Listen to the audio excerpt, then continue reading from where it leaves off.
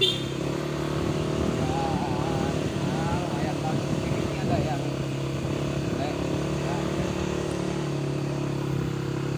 alam desa di Briki. Assalamualaikum warahmatullahi taala wabarakatuh. Sekarang saya guys ada di daerah Cibuntu, dimana di sini ada seorang petani yang mempunyai lahang ya, atau gula diproses ya. Proses pembuatan gula merah ya. Ini direbus dulu, ini lahang ya, yang lahangnya ini lahang, ini sudah jadi wedang, ini direbus.